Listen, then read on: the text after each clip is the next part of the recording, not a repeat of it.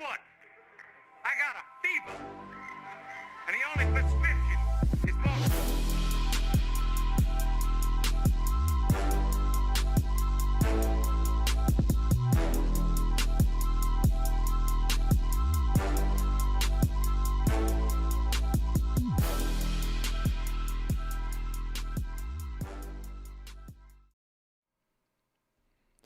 Doc Mock, Doc Mock, Doc Mock, Doc Mock, Doc Mock, Doc Mock, Doc Mock.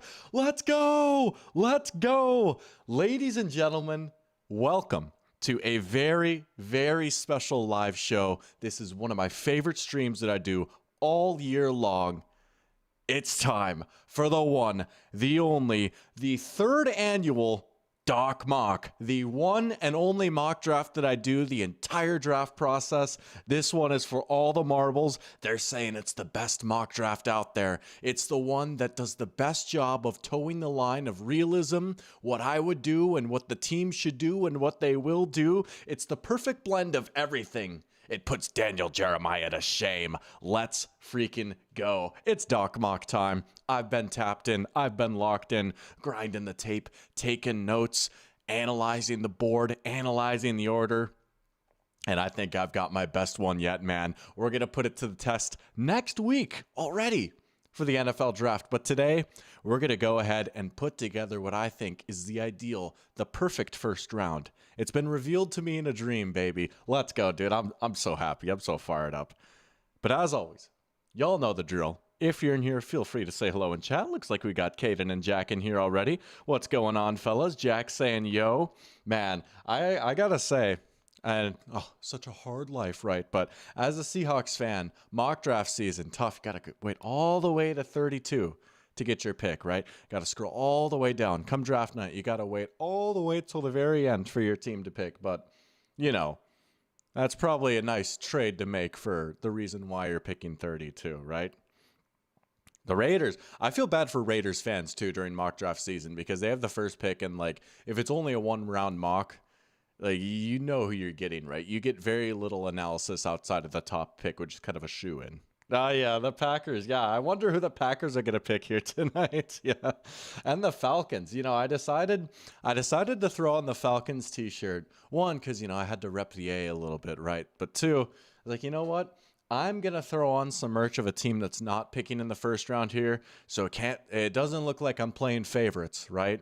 I got to rep a team that's not necessarily represented here tonight. But yeah, we've got a few other teams. I guess if you're a fan of that team, then it really sucks. Like you just don't even get a pick at all. That's fair. Yeah. Like the Packers or the Jaguars or the Falcons.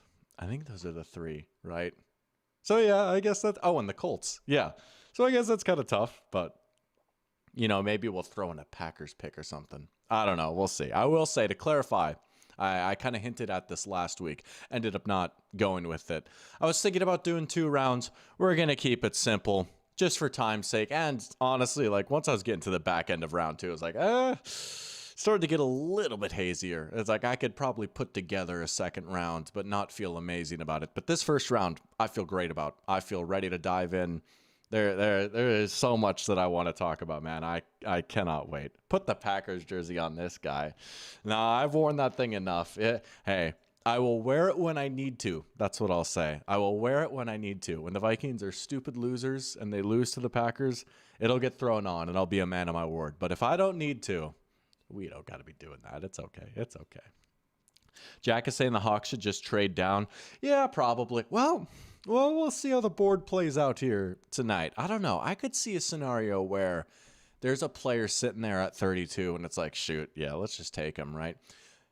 The board always has a funny way of breaking sometimes. And I don't know, you think back to like recent drafts, especially like last year with the Eagles, like Jihad Campbell falling all the way to them. I guess they technically got him at 31, right? But I don't know. Trading down is cool, but sometimes you benefit from being later and watching all these teams like panic pick for need and then being like, oh, cool. You know, the guy that's 20th on the big board is here. Sick. We'll just take him instead. But we'll see. But trading down wouldn't be horrible either, especially if you're looking at interior offensive line. A lot of those guys I think are going to be available early second round if you're Seattle.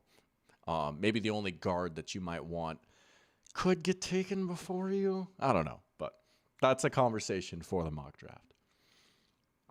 We're not going to waste much more time here. There are a few things that I want to talk about on the news front that we'll just keep it a buck. There's a few elephants that honestly have to be addressed. There's a few elephants in the room that have to be addressed. A couple of big pieces of news coming out recently.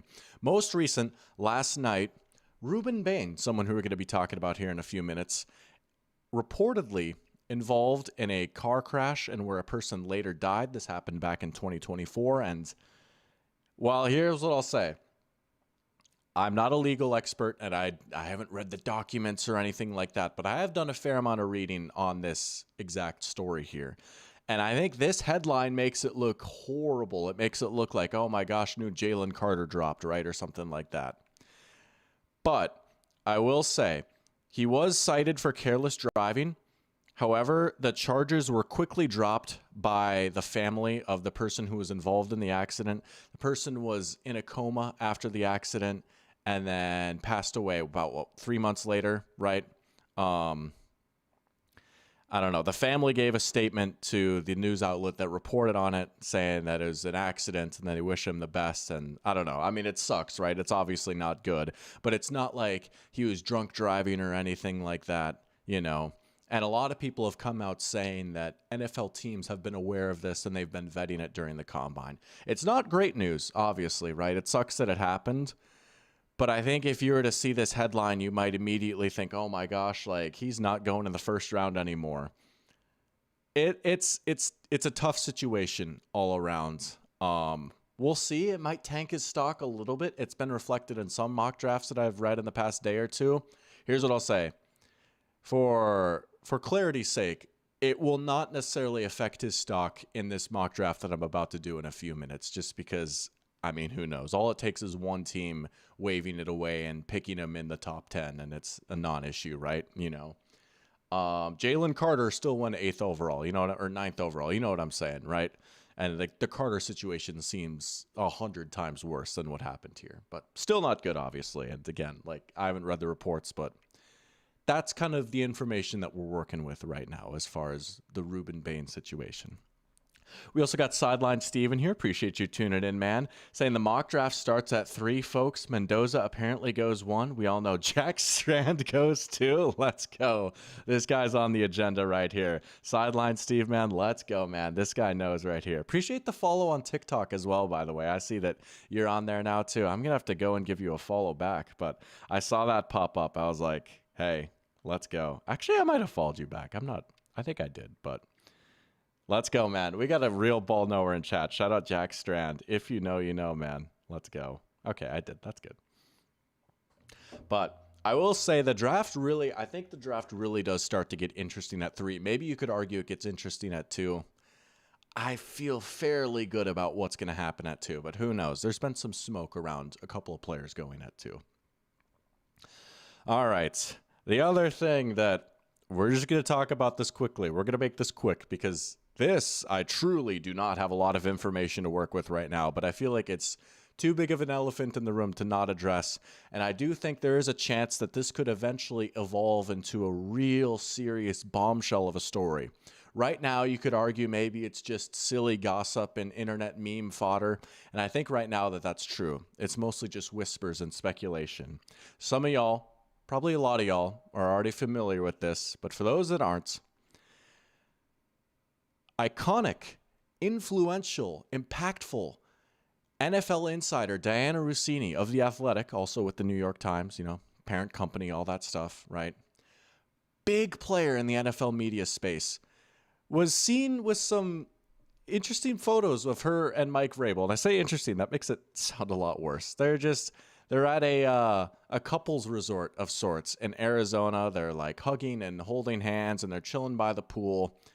And it's just launched a lot of speculation. Again, right now, it's really all just speculation. I will say, though, this could get ugly. If it's true that there was a relationship of sorts, if you will, between one of the top NFL insiders and NFL head coach, it gets messy. And I think it gets messy for both sides. I don't think Vrabel is getting enough scrutiny on him right now, to be honest with you. Rossini's getting some, rightfully so, because she's a reporter and it could be a big conflict of interest. But I think it's a big ethical issue and a conflict of interest if you're the head coach too, man. That's what I'll say. That's what I'll say. We don't know. This could be pretty bad for both sides, in my opinion, but we'll see what plays out here in the next few weeks. Completely unrelated, Mike Vrabel decided to not hold his pre-draft press conference on Monday, which I'm sure has absolutely nothing to do with going on right now. Completely unrelated, Diana Rossini is currently not covering the NFL draft. I'm sure that has nothing to do with what's going on right now. But anyways, now that we've talked about that, we can finally get into the real juicy part of this, the main event, the entree, the extra large ribeye, medium rare. Come on now. Let's get into the Doc Mock, baby. I'll catch up with Chad while I get it pulled up here. Let's go. Jack says, breaking, the Lions and star running back Jahmyr Gibbs have agreed to a 3-year, $57 million extension per Ian Rappaport. Nah, man, you're not getting me this time. I tell you what, I got my phone face up right now. There's been no push notification. And also, that number seems way too low. Nice try. Nice try. You're laying it on extra thick there with the $19 million a year average is kind of nuts. Yeah, it would be nuts. It would be really nuts. Bijan might get $20 million a year. Yeah, man. He'll probably get at least that. I mean, Saquon's getting that right now, right? Both those guys are going to shoot past that number, I think. Nice try, Jack. You know what? I appreciate the hustle. But you didn't even get me to Google this time. But you know what? You'll get me again soon. I believe it. I believe it. Sometimes you just got to put up a shot even if it doesn't go in. You got to keep putting up shots. You're not kidding? Nah, see, here's the thing. You say you're not kidding, and then there was like a split second where I was like, well, shoot, now I got to Google it. You know what? I got to commit to the bit. Fine, you win. I'm going to Google it. All righty. I'm going to Google it. Congrats, Jack. There's no way. Unless this like literally just came out. Yeah, nice try. Nice try, man. Nice try. Whatever. You know what? You got me. It's a tale as old as time. It's a tradition unlike any other. Jack says something and I have to Google it. Nah. Nice try, Caden. Fine, I guess I'll pull out my phone and check Twitter too. Yeah, come on. Top thing that comes up is a Theo Ash tweet from 2023. Nope. Y'all are funny. Semantics. So true, Sideline Steve. So true. Yeah, there's also the thing where they're both married, right? And I think that more so is just like a moral dilemma. Obviously, we don't condone those kind of activities either, right? But I guess if you really wanted to make the argument, like if it was just like, oh, they were like being unfaithful and there was nothing else to it, obviously that's not great, but I don't think that would be grounds for either of them to get fired necessarily. But if there's anything beyond that, then all of a sudden that's where there's people getting fired. You know what I'm saying? Can I Google do a barrel roll? Can I Google? You know, I've done that before, unfortunately. Granted, I was like 10, but I remember doing that occasionally when I was like 10. Appreciate you tuning in, by the way, Eagle Eyes. And I saw Swordfish in here too, saying, give the stream a like. Appreciate it, man. Thank you. Thanks for watching. Let's go. All right. Let's get into it. Right. I'm getting trolled by chat. It's all in good fun. But we're here for this. We're here for this. The Doc Mock. Now, I will say, unfortunately, I'm going to be using Big Bad Evil PFF. Low-key, don't stand with them right now. Don't like how they've been gutting their content department. However, I can't lie. They still probably have like the best mock draft simulator right now. I've tried a few other websites. They're fine. This one just looks the best. It gives you a nice little summary at the end. Yeah, we gotta use the PFF simulator. Caden asking if I think the controversy is big enough the Pats would let him go. I guess Ime got let go by the Celtics. If it got real bad, then maybe. The they'd find, but they just struck gold with him. But then again, Ime was looking good with the Celtics too. I guess there is a precedent in Boston too, of all places. Maybe. All right. First overall pick, we've got the Las Vegas Raiders. This is the chalk of all chalk, right? ADP is 1.1. I mean, if you're not taking him first overall, what are you doing? Fernando Mendoza to the Raiders. I kind of gave my full in-depth breakdown of Mendoza as a prospect last week, right? I think he's pretty good, all things considered. I'm not going to sit here and tell you like, whoa, Andrew Luck is coming back to the NFL or anything like that, but he's a good player. He's got a good build. He's got a good arm. He's at least a decent enough of an athlete, right? And even though, Jack, I think you were fair to bring up some of those concerns about Mendoza maybe not fitting Kubiak's scheme as much, at least based off of what he did in college. You look at what Indiana was running, and even to an extent at Cal, it was a lot of shotgun RPOs and screens, right? I will say, in those instances where Mendoza was asked to do the more big boy quarterbacking stuff, he answered the call, right? And also, when you just look at his play style and his build, he certainly projects as someone who I think could eventually transition to being an under center quarterback fairly quickly. He doesn't have the height concern. He can see over the line even when he's under center and read the defense and all that stuff. Probably the biggest thing for him to pick up is going to be running under center play action and sort of, reading the defense twice. You got to read it once before you snap the ball. You fake the handoff, and when you're under center, you have to turn your back to the defense. And then eventually when you flip back around, the defense is shuffled and everything. You have to reread the defense, essentially. Now, that is tough. That is a tough thing to do. But he should be under a pretty good coaching staff. And I really do think there could be something to the Raiders being serious about not playing Mendoza right away. Tom Brady, who, of course, is a minority owner of the Raiders, has just gone on and on and on about how he would not be the quarterback he was if he didn't spend that time under Drew Bledsoe. They paid Kirk a lot of money. A lot of it is fake money, but at least for 1 year, Kirk is very much on a real contract, right? And Kirk Cousins is honestly a decent option as a bridge mentor type of guy, even if it's for like half a season. Here's what I'll say.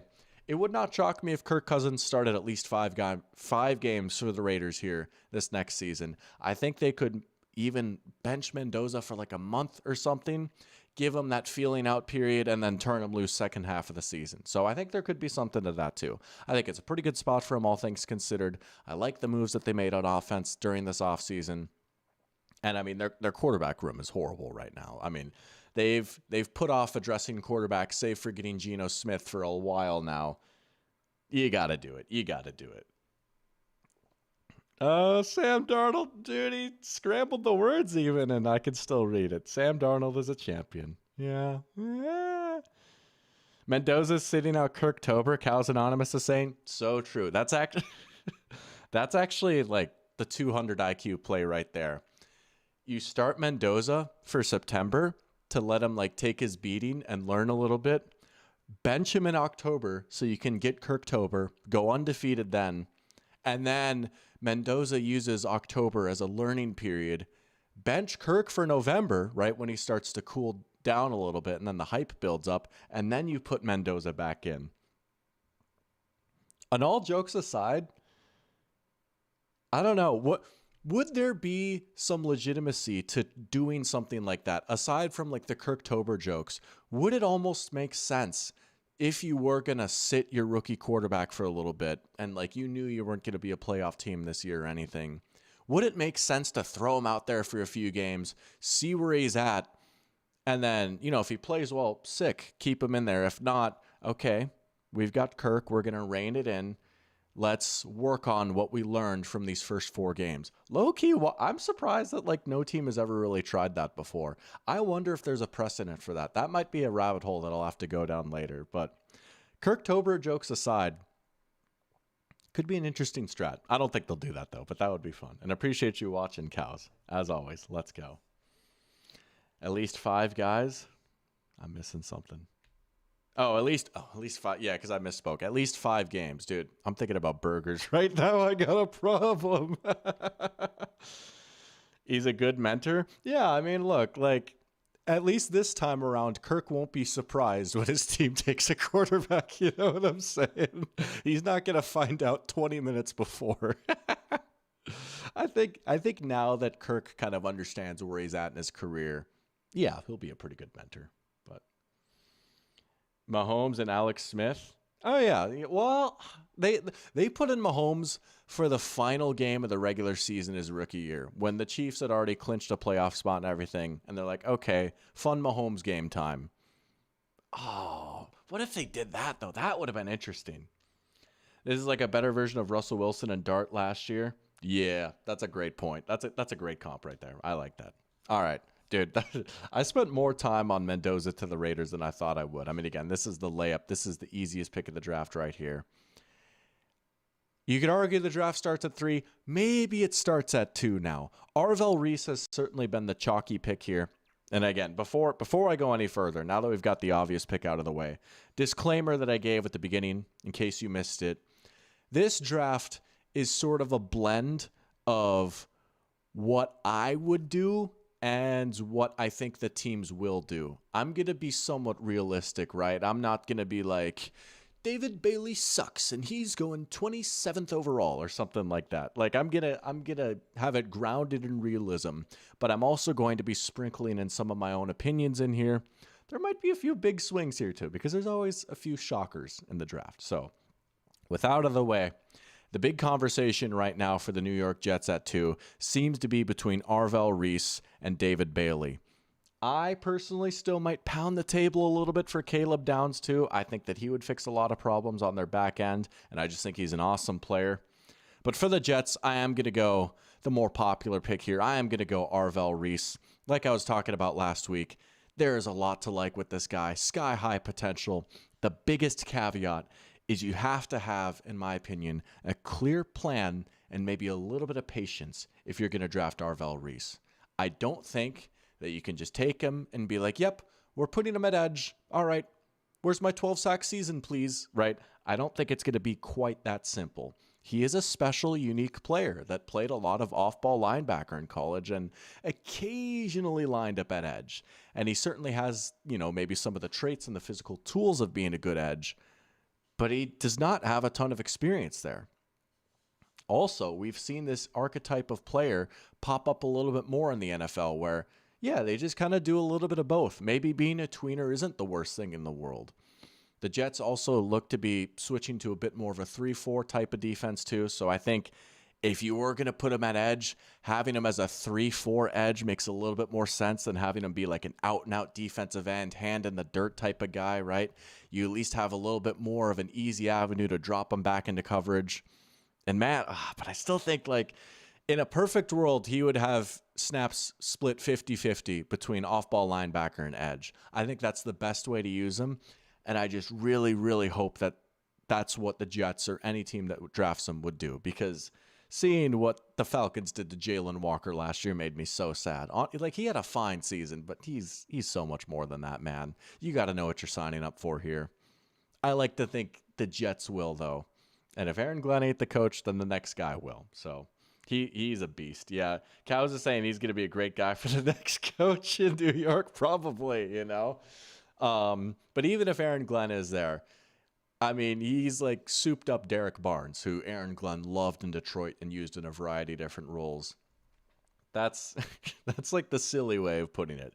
Souped up Derek Barnes for Aaron Glenn. But yeah, Arvell Reese is a dog, though. The more and more I've watched him, I'm like, okay, you can try him at edge. Still put him back a little bit. This might not be Micah Parsons, at least not right away, right? I mean, Micah got 12 sacks as a rookie. Like, dog, that does not happen, especially for a player that played like that and had that profile. Micah played off ball all the time in college too, It was not normal what Micah Parsons did, so I wouldn't necessarily expect that, but he has the ceiling of getting close to that. I mean, he's good, man. He's really good. So we'll go Arvell Reese at pick 2. Pick number 3.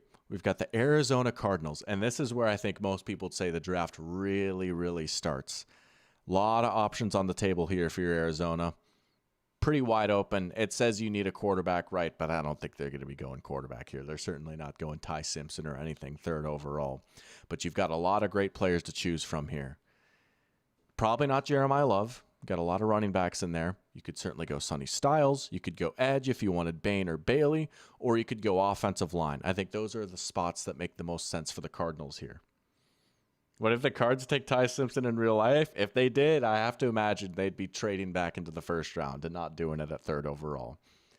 If the Cardinals did that, I might have a crazier reaction than I did to the Falcons taking Penix. If the Cardinals took Ty Simpson third overall, that might be like the first ever swear word uttered on this channel. But for this mock draft, for me, what was revealed to me in a dream, I really thought about Sonny Styles here for the Cardinals. But I'm going to go Francis Mauigoa.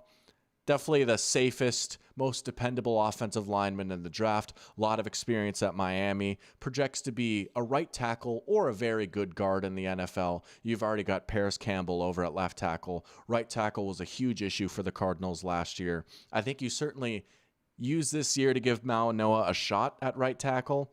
And if it's even like so-so, okay, kick him inside to guard. You could use a right guard too. Got an offensive-minded head coach taking over in Mike LaFleur. These Shanahan-McVay guys, they really, really, really understand the trenches, especially the McVay branch of guys, right? So I think if you can get those bookend tackles in Paris Johnson and Francis Mauigoa, you're looking great for whoever your quarterback is going to be in the next few years. Maybe it's the GOAT Brissett this year, and then next year you go get another guy. But yeah, I'm with you, Cows Anonymous. Mauigoa seems like the dude for them. If they're going for Ty, they'd trade back. And they certainly could still trade back into the first round. But at 3, I like taking Mauigoa here. Pretty safe pick. Maybe he doesn't have the jaw-dropping upside of some of these other offensive linemen I'm going to be talking about in a little bit. But a lot of experience. Right tackle or guard. Either way, the Cardinals need one. Plug and play. Let's go, baby. Let's roll. I like this pick. All right. Pick 4. Here's where things start to get really interesting. And here's where I might buck a few trends. This is not a pick that I've seen mocked a lot, but I don't care. I honestly think this makes a ton of sense.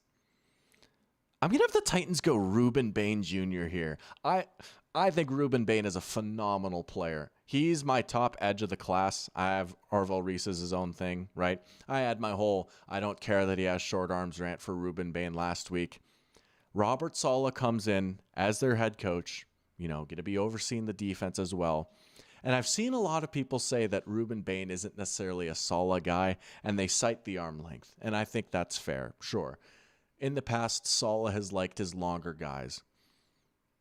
But literally outside of that, like play style wise, and as far as what alignment Bain is best at, he's the perfect Robert Saleh guy. He's a pure out-and-out defensive end who gets his hand in the dirt, is a power rusher, can play the run, and also has bend. Literally, if his arms were even average, this would be a total no-brainer, right? If his arms were even average, honestly, he'd probably be gone at 2. I'm begging Robert Saleh to overlook the short arms because I think he's the perfect fit in this defense, and they need an edge. I mean, their defensive line is Jeffrey Simmons right now, right? They could use another edge. I like this pick a lot. I have not seen it mocked a lot, and we'll see what happens with some of the stuff going on potentially off the field with Ruben Bain, right? Who knows how much this will actually impact his stock. But this was one of the ones that came to me in a dream the other day. And you make a very good point, Spectre, that Saleh values measurables. And I get that, and maybe that's why this doesn't happen, and maybe this is one of the less realistic picks that I'll make tonight. But doggone it, doesn't it just make a lot of sense? Doesn't he just fit perfectly into that defense? Don't you think they could really use a real blue chip level edge? Maybe you could go Jeremiah Love and help boost the offense a little bit. Maybe you could even go Carnell Tate, get a real receiver in there for Cam Ward. But I don't know, man. I like this pick a lot. I stand with Ruben Bain to the Titans. That's my pick. And you know what? If they do end up taking him, I'm going to feel like a beast. This is one of my shots that I'm calling right now. I am not ruling out Ruben Bain to the Titans at 4. Big boy Bain over here. Yay. Oh, yeah. Oh, yeah. Let's go, baby. All right. Giants on the clock at 5. Titans were a potential spot for Jeremiah Love. The Giants are also a potential spot for Jeremiah Love. Jack, I know you and I were talking about this last week. Love and Scat would be an awesome duo. I'm not going to go Jeremiah Love, as great as I think he is, and he's not going to fall much further. I am not going to go Jeremiah Love. I'm going to go Caleb Downs. Those of you that follow me on TikTok might have seen my Caleb Downs video from a few weeks ago. I think it's crazy how much people are overthinking him right now. I think he's the best defensive player in the draft. I get that maybe you can ding him for positional value a little bit, but also, come on, this dude should not be taken outside of the top 5. He has been one of the best defensive players in college football since he was a freshman, had crazy hype coming out of high school and exceeded it.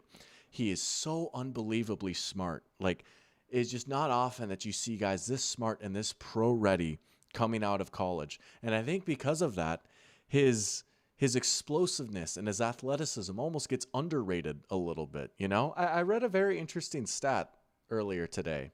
People say like, oh, you know, Downs doesn't have blazing speed or explosiveness or whatever.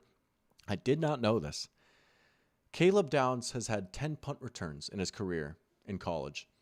2 of them he housed. Like, that's crazy, dude. Like, and it shows up when you watch him, man. I'm sorry. When I watch Caleb Downs, I do not see a player who I think, like, wow, he's slow. I wish he was more explosive. He delivers hard hits. He plays the ball well. You can put him in the box. You can drop him deep. You can put him in the slot.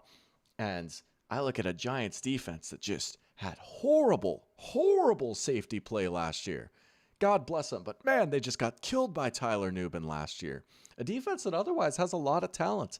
And a defense that's now coached by, oh my gosh, Anthony Weaver, who was with Harbaugh in Baltimore, worked with Mike McDonald. I mean, come on. How are you not jumping at the opportunity to get an awesome safety as the centerpiece of your secondary, a la Kyle Hamilton?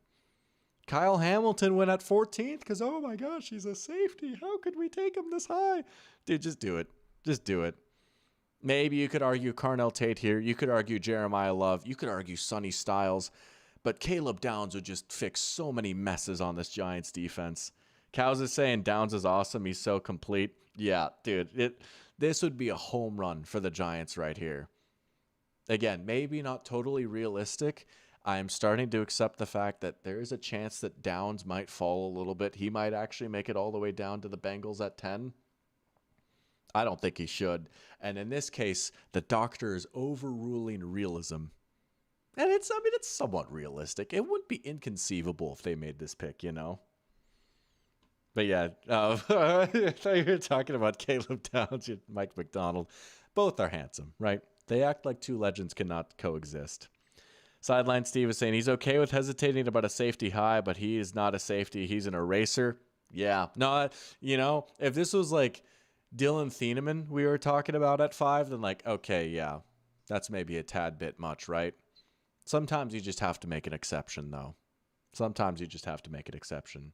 Swordfish wants Downs as a Giants fan. Let's go. Hey, we're seeing the light. We're seeing the light. All right. Next pick, Cleveland Browns at 6. You want to talk about seeing the light. In my last minute cram sesh between last week and this week, where I was like, okay, there's just like a few more guys I have to do a little bit more homework on to really get a grip on before this mock draft. There's one guy, I can't lie, I'm starting to see the light with him a little bit. I didn't talk about him a ton last week. Watched him a little bit more, did a little bit more research, and it's kind of ironic because you'd think that I would really be tapped in on this particular college team. But for the Cleveland Browns at 6, I'm going to buy the hype. We're going Monroe Freeling. This is maybe a big swing. There's a little bit of projection with Freeling. He was only a 1-year starter, and really the first half of the season was pretty ordinary, right?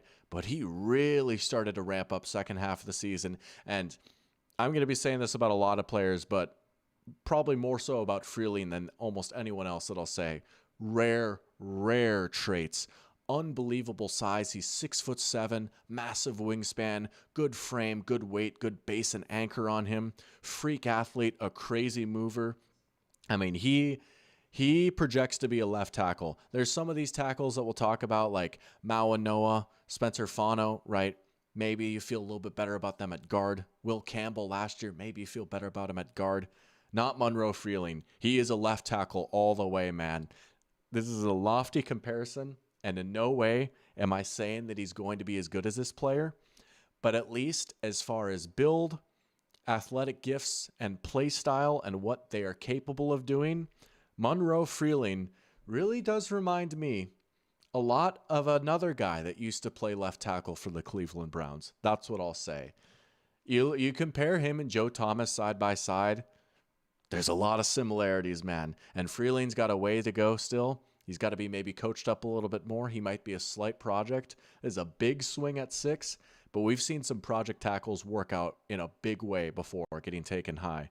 Lane Johnson was a project at tackle. 5th overall. Wow, what a project. Look how that worked out, right? Even last year, Armand Membou was maybe a little bit of a project, instantly paying dividends. I'm with you, Cows, right? Like, the Browns aren't going to be going anywhere soon. Like, if you're the Browns, you just got to say, F it. Like, let's see if we can find the next Joe Thomas, right? His ceiling maybe isn't quite Joe Thomas, but he and another guy that we'll get to in a little bit might have the highest ceilings of any tackle in the draft. And it's just because, like, for a fact you can play this guy at left tackle. It is one of those positions where I think measurables matter just a little bit more than others, There you go. Monroe Freeling at pick 6 to the Browns. And some people are saying maybe you could go receiver. Carnell Tate would make sense here. I'm sorry, man. You can't have DeJuan Jones out there at left tackle again. I know they signed some guys. It's not like they're good. Like, okay, cool. They signed Zion Johnson. That doesn't move me, And you can't have DeJuan Jones out there again. We've had enough of that. Who's getting Jeremiah Mason? Dude, he's a sleeper. Only real ones know about Jeremiah Mason. I'm thinking maybe the Raiders in round 5, and they'll just feed him this year. That's kind of what I'm thinking right now. That's my Jeremiah Mason take. Will Campbell. Oh, yeah, it's going to be put up or shut up time for him this next season. We might talk a little bit more about Will Campbell once we get to the Patriots pick. That's what I'll say. We'll see, man. I still stand with the Patriots at least trying him at tackle this year, but yeah, man. He's unfortunately maybe the latest example of measurables mattering, Look at Peter Skoronski. He was a mid-tackle. He's an awesome guard, With Monroe Freeling, there's no question of where he's going to be playing. Eagle-eyed? Don't you worry. We're going to get to him. Oh, dude, I've got the perfect team for him. Let's go. I'm glad you brought him up, eagle-eyed. You and I, we're on the same wavelength. Let's go.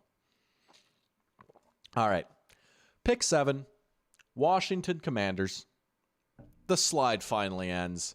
Arguably the best player in the draft. Finally going at pick 7, Jeremiah Love. Home run for the Commanders, man. I got to say, I've been hard on this team in the past. This offense could be sick if they bring in Jeremiah Love. Oh, baby, could you imagine that run game? Jaden Daniels and Jeremiah Love. They've got David Blau as their OC now, so you expect to see a bit more of a marriage between what Cliff was doing with Jaden and the college-y stuff, as well as some more, bread and butter pro concepts, a lot more under center stuff. But either way, Love is scheme-proof. Love will fit in either type of run system that they choose to do, right? I also think it's fair to say, Commanders have a lot of backs under contract right now. But again, similar to the Browns, it's not like any of those guys are particularly good. And I also do think if Cliff Kingsbury is out, that sort of 4-man rotation, that carousel might kind of wind down a little bit. And it's like, hey, we've got a guy that we can actually give 230 carries now. On top of that, if you're the Commanders, as a bonus for this pick, you also do a big favor to Jaden Daniels too, right? Slight frame, struggled with injuries, big part of their running game. Let's take a little bit off of his plate in the running game. Maybe Jaden Daniels doesn't have to be our best rusher anymore, right? Maybe Jaden Daniels doesn't have to get 10 carries in this game versus the Eagles now, Now that we have an actual bona fide stud running back, he offers a lot in the receiving game too, which the Commanders could use. He could be a guy that gets 70 catches, Yeah, You could go elsewhere if you're the Commanders. I was even saying a few weeks ago when we were talking about this, maybe they have bigger fish to fry. I don't know. As the offseason played out a little bit more, and this is crazy. This is like groundbreaking stuff here on this channel. I can't lie. I actually kind of rock with their offseason this year. I wasn't the biggest fan of the Oweh contract, but honestly, other than that, I actually kind of like some of the moves that they've made on defense. I think their defense still isn't going to be great. I don't know, man. They ate their veggies in free agency. Screw it. Go grab a slice of cake. Go get Jeremiah Love. You earned it, man. Go for it, Commanders. You know what? You got yourself a little pat on the back from the doc. Go get Jeremiah Love. You earned it, man. You earned it. Oh, ultra tough team. Eagle Eyes likes Lomo too. We'll get to Lomo too. He'll make it in here. A little spoiler alert, but yeah, we've got Jeremiah Love going to the Commanders here. I feel like this is probably his floor, right? I feel like he's probably going to go somewhere in this range. If somehow he made it past the Titans and the Giants, some team would probably try and trade up and get him. He ain't making it past 7 though, I don't think. Oh, and another thing too. No trades in this mock draft. I'm sure there'll be a few trades, right? If I really wanted to be 100% realistic, I'm not doing that to myself. If I'm going to just enjoy when the trades happen. I'm not going to try and predict some. But yeah, if this were to happen, realistically, if Love made it past pick 5, a team would probably try and trade up and get him. But yo, what's up, Laywell? Appreciate you tuning in. Saying, what's a man got to do to get a pat on the back from the doc? Well, how about tuning in to the Doc Mock, huh? Let's go. And I tell you what, isn't that crazy? Your Chiefs coming up pretty soon. Let's go. Steve is low on Washington, but Daniels and Love would be nuts. I mean, hey, I'm not. I mean, they could be fun at least, right? They still got some stuff to work out and, got some contracts to take care of. I don't think they'd get back to the NFC Championship game necessarily, but they'd be fun. They were not fun last year. They were not even that fun to watch. They'd be fun to watch this year at least. Yeah. Eagle Eyes saying they just need to score 40 points per game instead of building a defense. I mean, it's still not great. It's still not great, but it's like, wow, like, hey, Nick Cross. Wow, that's a signing I like. Leo Chenal. Wow, that's a signing I like. Look at that. They're picking up defenders I like. I love it. I love it. All right. Pick 8. New Orleans Saints. This was something I teased a little bit last week when I was talking about this prospect. I was saying, man, there's a team that I really, really hope he goes to. And if he does, I'm going to be saying some pretty stupid things about him. I want this to happen so badly. Carnell Tate to the Saints. Oh, baby, this would be one of the best picks of the draft right here. Putting Carnell Tate with Chris Olave, and just all of a sudden, that offense looks sick. You got a great offensive line, like the rotation of backs that they got there. Shuck showed us at least a little bit last year. This could be a really, really fun team if they bring in Carnell Tate. Again, I'm not sure if Tate will make it all the way to 8 or not. The Browns would certainly be in play for him. The Giants would be in play for him. And even the Titans at 4 might be a sleeper team for Carnell Tate. I think he's the clear-cut wide receiver one of this class. He's a true X-receiver. And a lot of teams need that. Olave is awesome, and he still might be the one. But the Saints don't got an X right now that you feel great about. Now you do, right? Tate, Olave, they just complement each other perfectly. Let's go. We're cooking with gas. I'm not going to lie. If the Saints got Carnell Tate, wow. Don't clip that. That was an all-time slip of the tongue right there.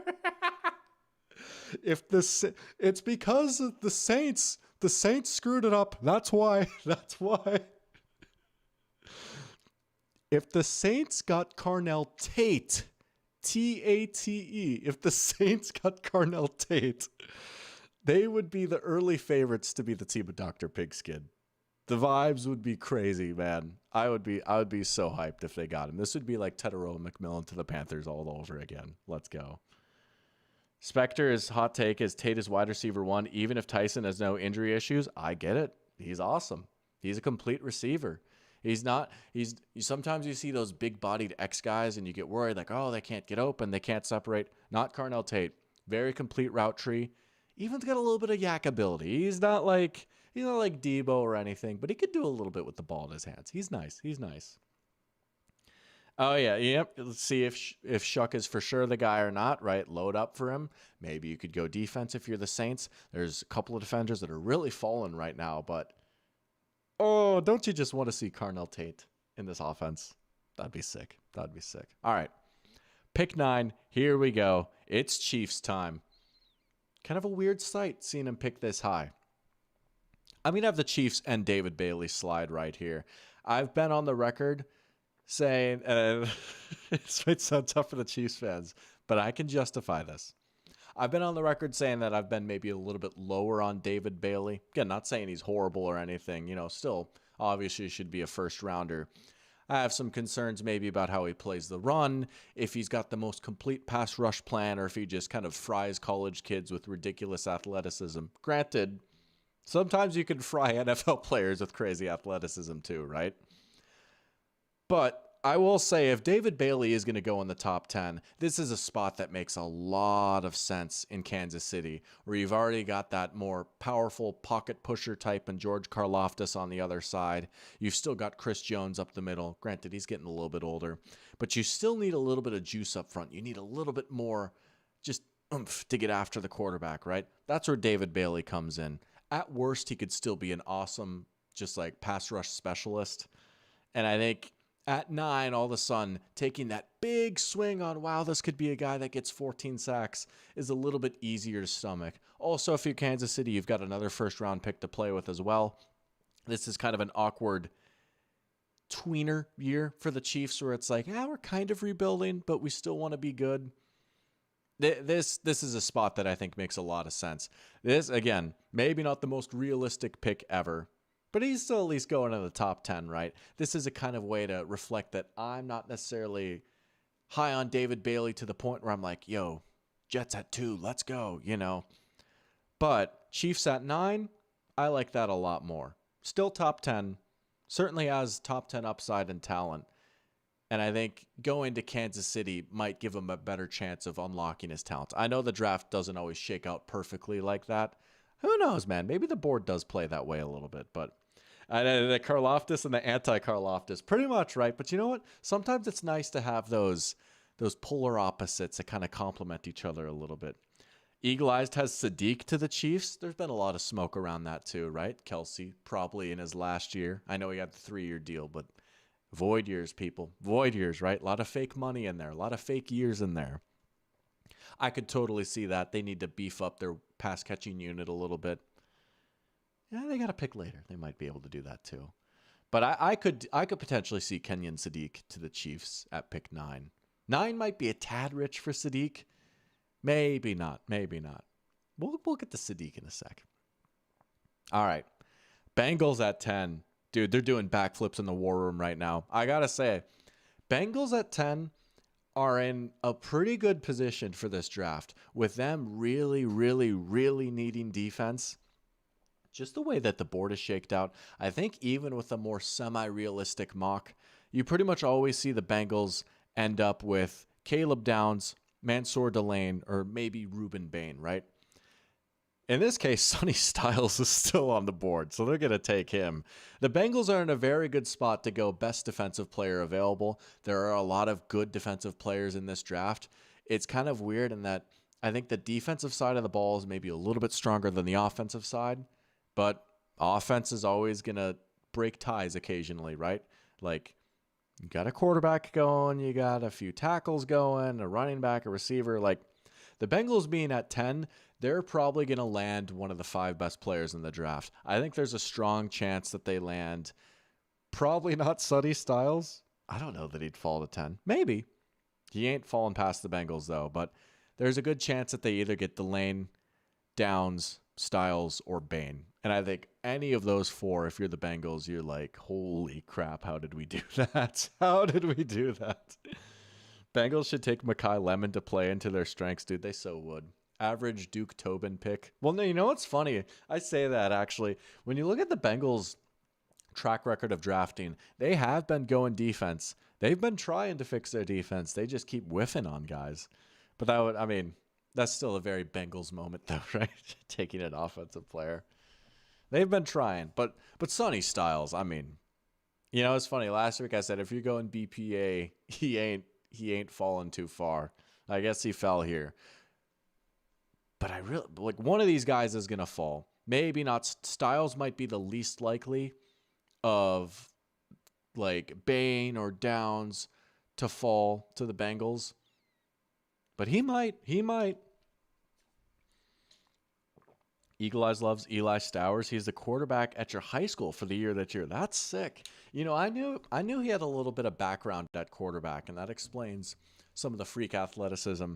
I like Eli Stowers in the right situation with the right expectations. I like Eli Stowers as a more athletic Mike Gesicki, which he could be drafted as. You're looking at maybe mid to late round 2, early round 3. Then I feel pretty good about Eli Stowers. Asking him to block, though, Rutro Reggie. That's sick, though. He is quarterback there. Let's go. You know, the quarterback at my high school was Jesse Forknell. That's it. That is just the name of the quarterback. Cool guy, honestly. Cool guy. Not trying to dox anyone or anything. Let's move on to the Dolphins at pick 11. This is one that I thought about for a while. And you know, if you look at my thumbnail, it lies. My thumbnail, I threw a little curveball in. I put together a fun little practice mock draft, but I didn't have all the real picks in there. I couldn't be giving away the secret sauce with the thumbnail. I just had to get some clicks in, right? Some fake takes. I thought about Mekhi Lemon for the Dolphins at pick 11. They could certainly be in play for receiver after getting rid of Jalen Waddle. No Tyreek Hill anymore either. I mean, Jalen Tolbert's their wide receiver 1 right now. Maybe Jordan Tyson's another name you're looking at here for Miami. But how many years have I been saying, come on, man, we got to fix the offensive line? How many years am I saying, let's get a little bit more beef? That's what we're going to do right here. We're going to go Spencer Fano for the Dolphins. Fano, more than even Mawanoa, I would say. I project him to be an interior offensive lineman at the NFL. He's just, look, let's just call it how it is. He's probably not built to be a tackle. Some of that is the arms, but even his frame, like he's just got super narrow shoulders, right? He's a guy that I think could get run around a lot if you're just putting him out on an island as a tackle. But he's got a lot of experience. He's a very smart player, fundamentally sound, versatile, played on all sorts of different spots on the line for Utah, 3-year starter, great athlete. I think he could be an awesome guard or center. I don't think he'd play center for Miami. They've got Aaron Brewer there, but I think you could kick Fano inside to guard and feel great about that. And then just keep tweaking things on that offensive line. This is like a borderline BPA type of pick, right? Very, very talented player, just maybe not quite as sexy of a pick because he's a tackle that you're probably going to have to kick inside to guard. But I like this pick a lot for Miami. So we're going to go Spencer Fano here. Pick 11. Kick him inside to guard. Cows really, really like Stowers to the Vikes to grow into the Hawk role. I will. That's one spot where it's like, okay, I could see it a little bit. And that's all I'm going to say for now because we're going to get to the Vikings very soon. But yeah, he does move well. That's fair. He does move. He's quick, right? I don't know. Am I stupid to be like too scared about how narrow his shoulders are? Maybe like Mawanoa, it's like, okay, give him a year to try out tackle, and if that doesn't work, oh no, we've got a good guard, right? Smaller edges, that's true. I might argue bigger edges are coming back, though. I think if you look at a lot of the top pass rushers in the NFL right now, a lot of them are either power-based or 50-50, right? I think of the Jared Verses that are kind of coming back up. Max Crosby, Will Anderson, Myles Garrett. Myles Garrett's got like crazy speed too, right? But there's a lot of big, powerful, pocket-pushing edges that are really coming up in the NFL right now. So I might worry about a little bit. But I think he at least has the athleticism to keep up with the more athletic edges. But, like wingspan and shoulder width, like that stuff really does matter a lot because you got to try and stay in front of these guys, right? It's essentially like boxing out someone in basketball, except you're facing forward. But that's a fair point. Maybe you give him a shot at tackle because, like, okay, he proved himself for 3 years at Utah at tackle, sure. If you're the Dolphins, what's really going to happen this year, right? All right. You might have sold me a little bit, Spectre. But, dude, I love this kind of talk, though. I'm such a freak about this kind of stuff. This is awesome. All right. Pick 12. We're rolling. We're about an hour in. We're rolling. Pick 12. Dallas Cowboys. Defense, defense, defense. You're probably looking at Mansour Delane or Dylan Thieneman here. We're going to go Mansour Delane. Cornerback one of the class. Maybe you could sell me on Jermod McCoy's upside a little bit more, but Delane was uber successful at LSU, going up against SEC competition. Great in man, great in press, physical. Doesn't have like crazy length, but really good ball skills and athleticism. Dallas needs another corner. They might be kicking Deron Bland inside to slot this year. They need another guy on the outside. Delane's a pretty safe pick to be an outside corner. You feel pretty good if you're Dallas. And you got another pick coming up here pretty soon. You might be doubling down on defense potentially, but Mansour Delane, good player. Like him to Dallas a lot. All right. Here we go. My favorite team. My favorite team on the clock. The good old Los Angeles Rams. They have the Falcons pick 13. Les Snead did it again. All sorts of different options of what they could do here. I think if you're the Rams, you're treating this pick essentially like an extension of free agency. You're not maybe worried so much about, future cap savings 4 years down the road or whatever. Maybe a little bit, right? But I honestly do think the Rams, more than, and especially any other team picking in this neighborhood, right? But really maybe more than any other team in the first round of the draft, this is a win now move. Who can come in and make us a better team year one? Couple different options here. Wide receiver seems to be the most popular pick for them, and it makes sense. They've got a pick from a few good ones right now. Depending on how the board breaks, I would not rule out offensive line. I would not rule out tackle for the Rams at 13, just depending on how the board breaks out. Rob Havenstein retired this past offseason, right? They've got a spot open at right tackle now. Warren McClendon is slated to start, but if there was like a surefire upgrade that they felt really good about sliding in at right tackle, they might go that. But I think right here, it's got to be receiver. You're probably picking between Mekhi Lemon and Jordan Tyson.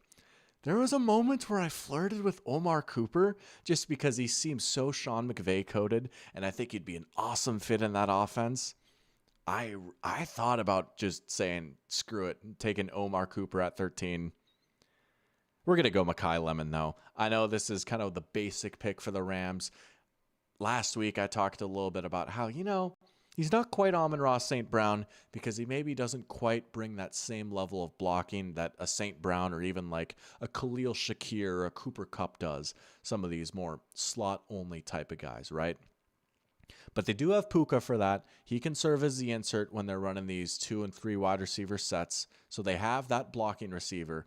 And man, just other than that, as a pass catcher, he fits perfectly into the scheme. Right now, Mumpfield is their wide receiver 3, right?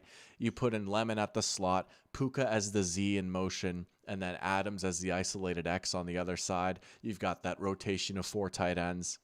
This is ridiculous stuff, man. Lemon might not even put up like crazy stats year one if he went to the Rams, simply because they do so many heavy sets, so many 2 and 3 tight end sets where they've only got 2 wide receivers out there. And you have to imagine if they're trotting out 2 wide receiver sets, it's usually going to be Devontae and Puka.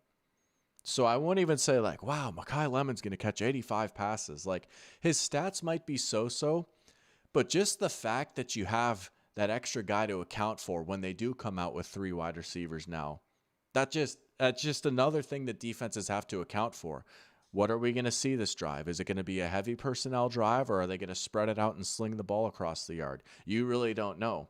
On top of that, between his play style and just his history, Puka's been hurt a lot. It kind of might make sense to have an insurance policy, even if Puka misses, say, 4 games. Okay, cool. Lemon and Adams, that's still a great 1-2 punch. You might go 3-1 in that stretch where without him, you might go 1-3, All things considered, home run pick for the Rams. And it's just crazy that they're picking at 13, man. It's crazy. But yeah, Mekhi Lemon to the Rams. Kind of chalky, but I like it. We got Sports Gambler in here. Appreciate you tuning in. Saying he will only be okay with Vrabel getting sacked if we can get a Joe Mazzulla type. Who could that be? Who would be the Joe Mazzulla of the NFL? That's a great question. Who's like a super evangelical head coach? I might have to think about that. Well, Brian Schottenheimer would have been my answer, but he's with the Cowboys now. Russell Wilson. I'd have to think about that though. The Joe Mazzulla of the NFL. Dude, he's so funny. Jesus, Mary, and Joseph. That's the only royal family I know of. Oh, what a treasure. Sideline Steve is saying Josh McDaniels OC to head coach. He's going to have all the sucking out of his system by now. Surely this time it'll work, right? Surely this time it won't blow up in our face. You'd want to roll with all the tight ends if you're in LA, but that could go off the rails. McVay rolling out the first ever 15 personnel. I mean, there's been some people that have said, what if they just took Kenyon Sadiq and said, screw it, and had 5 tight ends? I wouldn't put it past him. I would not put it past him. I have Lemon here. Here's what I'll say. There's a very good mock draft, a 7-rounder, might I add, that I read on the Buccaneers website this past week. Every single pick. How about that? Longest mock draft in Bucs history. But they had Umar Cooper going to the Rams, and it's like, you know what? I actually kind of see the vision with that. If you want a shock, I would not rule that out. Umar Cooper to the Rams at 13. All right, we got to keep it going. Of course, in typical Doctor fashion, I spent a lot of time on the Rams. We've got the Ravens at pick 14 now. We're going to go Vega Ione. Home run pick for the Ravens right here. Arguably the best player available. Fills a big need for him and a perfect scheme fit. I mean, man, talking about a guy last week where I was saying he might be one of the 10 best players in the draft. Just a good, honest, balanced guard that's good in both the pass and the run. Super powerful people mover in the run game. Fits exactly what you think the Ravens are going to do with Declan Doyle there as OC. They've got Derrick Henry in the backfield, Lamar Jackson running the ball. You lose some guys in the interior of that offensive line that was already kind of so-so to begin with. You got to fix it, man. It's a real problem. Vega Ione, plug and play. You're getting a good pro day one. Love, love, love this pick. Awesome, awesome pick for the Ravens. Let's go. Vega Ione. Need I say more? Awesome pick. Also, if Spencer Fano, is it Fano or Fano? I actually don't remember. If he fell a little bit, he'd make sense for the Ravens too. Got to be thinking interior offensive line. Maybe you could sell me on Jordan Tyson, and that'd be kind of cool. Maybe you could sell me on a big swing on Jordan Tyson. I don't know, man. I think if you're the Ravens, that interior offensive line is an emergency that needs to be fixed. We've got Ryan Asti in here just in time for the Buccaneers. Made it just in time. Yes, he did. Your Bucs are on the clock. He's asking for Akeem Mesidor. He was my second choice. I thought about him. I really did. And I could see it happening, especially if you look at Tampa's situation where they're kind of in a win-now spot. They desperately need to add to that pass rush, and Mesidor is pro-ready, ready to go. Maybe you don't worry about the 25 years old stuff so much, right? You don't worry about his age as much. You just need a plug-and-play pro. Really thought about Akeem Mesidor. I like him a decent amount.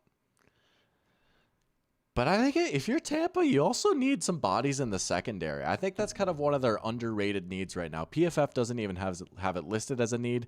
I know Zion McCollum was pretty good for him last year. But if you look at the roster, they straight up just do not have a lot of guys right now at corner. So for that reason, I'm going to take a big swing if I'm Jason Light. Maybe if I'm Jason Light, I feel like my job is a little bit safer than Todd Bowles. I'm going to go Jermod McCoy, who you could argue has the ceiling of being CB1 of the class. Just had a weird year last year, didn't even play, a lot of injuries, but the tape in 2024 was truly phenomenal, and he's a freak athlete. And like I said last week, had a great pro day, which might actually mean a lot. It was kind of nice to see him move well out there on his pro day and actually run well and be like, okay, this guy looks healthy. All right, we're back in. I think this is a great spot for Jermod McCoy right here. We're going to go Jermod McCoy. A little bit of a gamble for the Bucs. Maybe that's weird for a team with a coach on the hot seat, but I like him more than Mesidor, and I think that corner is also a big need. Zion, yeah, Zion is definitely a player last year. I mean, you could use another guy though, right? You could use another guy out there. But I mean, man, honestly, I couldn't name 3 corners on the Bucks right now if I'm going to be real with you. There's McCollum, because they lost Jamel Dean, did they not? Right? Yeah, I couldn't tell you 3 corners on the Bucks right now. What do you think of this pick, Ryan Asti? They are in pass rush purgatory. It's probably between McCoy and Mesidor.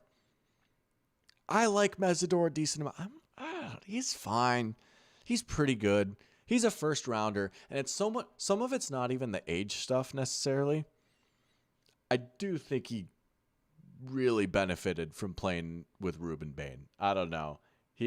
Jacob Parrish, that's right. Benjamin Morrison, that is true. They did draft Benjamin Morrison. He's also not very good. Jacob Parrish, you're right. Jacob Parrish. I don't know, man. I was like, do you feel good about Benjamin Morrison being back out there again? Which is a shame because I loved him coming out of college. Yeah, Dean was signed by the Steelers. You're right. Thank you, Coco Ball. Thanks for watching. Let's go. But I don't know.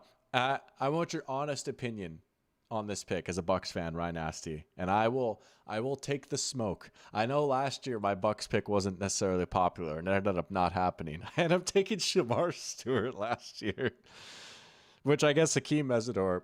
I took Shamar, and I think it was you and some other Bucks fans were like, Todd Bowles would never take a player like Shamar Stewart. He would take a player like Hakeem Mesidor, though. So I guess maybe there's some validity to that. That Steelers secondary is not bad. All right, here we go. Jets on the clock at pick 16. Got this pick from the Colts. Looking at earlier, number 2 overall, they went Arvell Reese. Now you can probably go offense. You address the defense a little bit. We're going Jordan Tyson here for the Jets. At some point, someone got to take a swing on this guy, right? The injury concerns are real. Hamstring stuff is scary. A lot of soft tissue injuries, and especially as a wide receiver, that stuff is no joke, man. That stuff is scary. And I said last week, maybe I wish he was just a little bit more of a dog. That's true. He is pretty good, though. He's pretty smooth out there. He runs nice, crisp routes. He gets open. He's nice after the catch. He's 6'2". And all of a sudden, if you're the Jets, you're starting to put together what I dare say is a pretty darn good-looking offense for whoever their quarterback is going to be a few years from now, right? Obviously, they've got Geno there this year. I don't think they're going to go quarterback in the draft. I don't know. A wide receiver room of Garrett Wilson, A.D. Mitchell, and Jordan Tyson, and that offensive line, that really moves me. I would say no, you're not giving up on Garrett, and instead you're saying, what if we had a sick 3-man core? Because I'm a big believer in A.D. Mitchell too. Maybe he finally realizes his true calling of being an awesome slot receiver. And also, Garrett is good, but he's hurt a lot. A.D. Mitchell, talented, flashed a lot. You just hope that he keeps his head on straight, right? I don't know.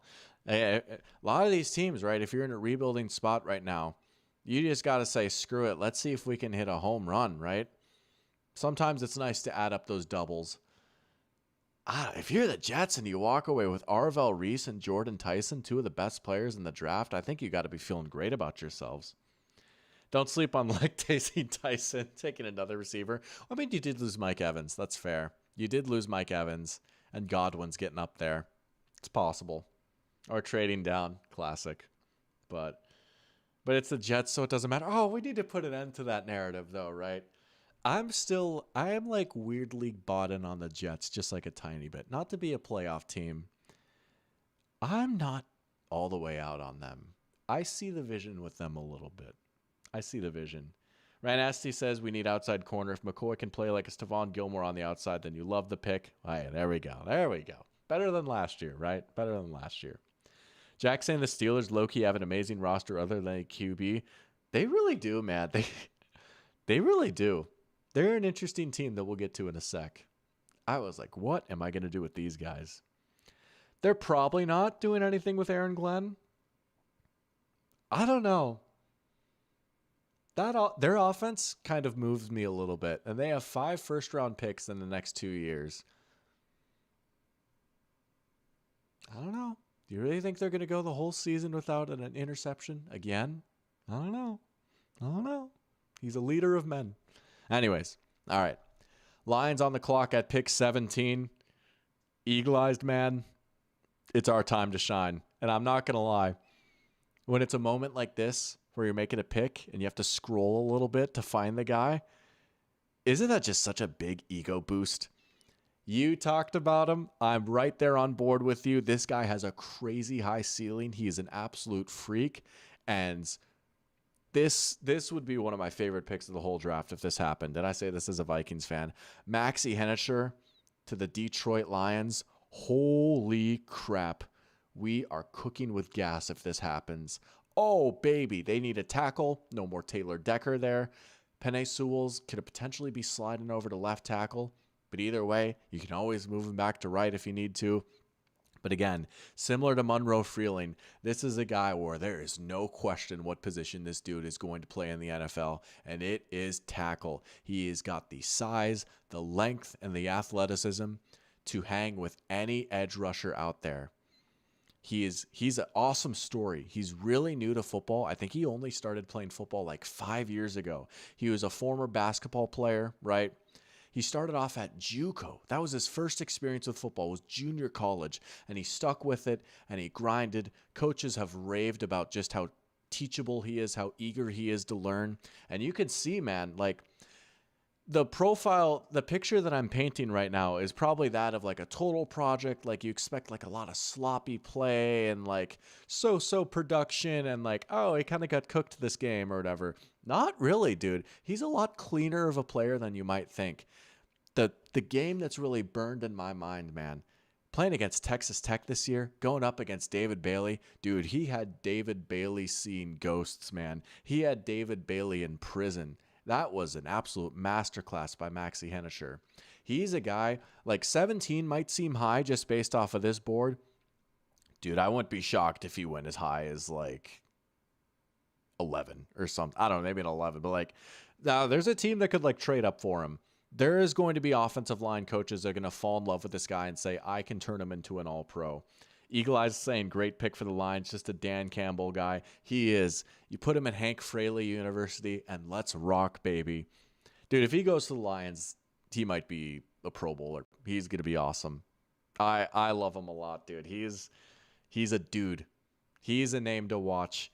He has the ceiling of being like, him and Freeling have the ceiling of being the best offensive lineman in this class. Sometimes you got to bake in the floor too and the safety, and that's why like Malinois goes ahead of them, right? Spencer Fano, Vega Ione. Hennisher is a freak, and he's already just taken so many steps in his development. And again, put him on a team like the Lions with an elite offensive line coach, and let's ride. One of my favorite picks. All right. On to the Vikings at pick 18. Hey, let's hit it for the fellas right here. It's been a minute. Let's do it. Skull, skull, skull, skull, skull, skull, skull. Let's go. We're on the clock. Pick 18. The best pick for a non-playoff team. Rah, we got to 9-8. Rah, we've got Kyler. Vikings on the clock. Everyone and their mother has him taking Dylan Thieneman. And I get it. I totally get it. Could use a safety, right? Missed Cam Bynum a little bit last year out there. Still don't know if Harrison Smith is going to be coming back or not. But even if he is, it's one more year, right? And, you know, it's been a good run, Hunk. Could certainly use a safety. You could see Brian Flores doing great things with Dylan Thieneman. Great player. I am not anti-Thieneman here at 18 whatsoever. We got some skull in chat. Let's go. However, wouldn't it be so sick if you dropped Kenyon Sadiq into this offense? You know, I wanted to kind of hold off on my Eli Stowers to the Vikings thoughts that I was seeing in chat, you know, a little bit earlier on in stream, because I think a lot of those same points that I would have made about Stowers, we will make about Sadiq right now. Man, this is a perfect fit for him, right? And that Sadiq is not the most traditional Y tight end ever. He's not like an amazing blocker, but he's at least capable out there, right? He can play that role if he needs to. You look at his snaps at Oregon. They had him out on the field like 85% of the time. They had him out there on rundowns a lot. Okay, that's good. You know, when Oregon needs to run the ball, they're not taking this guy off the field for someone who's better at blocking than him. He's capable. He has the want to. He doesn't have crazy size, but he can at least handle it, right? On top of that, you've got Josh Oliver there, an actual, true, honest-to-goodness Y tight end who you feel great about just playing in that role. And you've still got Hawkinson. Maybe he grows into Hawkinson's role a little bit. I don't know. Hawkinson worries me a little bit as a Vikings fan, to be completely honest with you. Those injuries have really started to add up for him. And I think about Kevin O'Connell, who's a Sean McVay protege. I just can't help but think he saw his master do the 3 tight end stuff last year, a rotation of tight ends, right? Tight end is not just a position that's held together by one singular guy. It's a position group. It should be viewed the same as wide receiver. You need multiple guys that can fill different roles. Couldn't you just see 13 personnel with Oliver, Hawkinson, and Sadiq from the Vikings just a little bit more this season? Couldn't you see Sadiq lining up as a power slot with Jefferson out there and Addison and just running a seam screaming down the middle of the field, right? Sadiq is not a perfect player by any means, but the athleticism is so intriguing. And I think if you're the Vikings, an underrated need for them really is getting another pass catcher. I think Jalen Naylor was a huge loss for us this offseason. You've got Jefferson and Addison. Addison has been a bit of a head case, and he's also dealt with injuries, right? Hawkinson's dealt with injuries, and he just, man, I don't know. He's looking borderline washed a little bit. I think you need another guy out there. I like Sadiq to the Vikings a lot. There's a chance maybe he doesn't fall. I wouldn't hate Thieneman. I wouldn't hate Emmanuel McNeil-Warren either. I low-key might like McNeil-Warren just a tiny bit more than Thieneman. I won't hate Keldrick Folk here for the Vikings. But we're going to go Kenyon Sadiq. I think he would elevate this offense a lot just because he's another guy that we have as an option in the passing game, but really because, oh, baby, just the schematic stuff that he would open up. We could really open up the bag of tricks, really get funky with our formations, and I think that would be awesome. So we're going to say Kenyon Sadiq to the Vikings. Oh, you could go Caden McDonald too. You're right, Sorn. Welcome to the stream, by the way. I wouldn't hate defensive tackle either. I wouldn't mind Caden McDonald just as a real run plugger. That's something that I've been hoping the Vikings would get for a while now. They really whiffed on their interior defensive line signings last year. I mean, they cut bait on both of them, right? I won't hate Caden McDonald here. I don't think that's crazy whatsoever. I do like Emmanuel McNeil-Warren a decent amount. He's sick.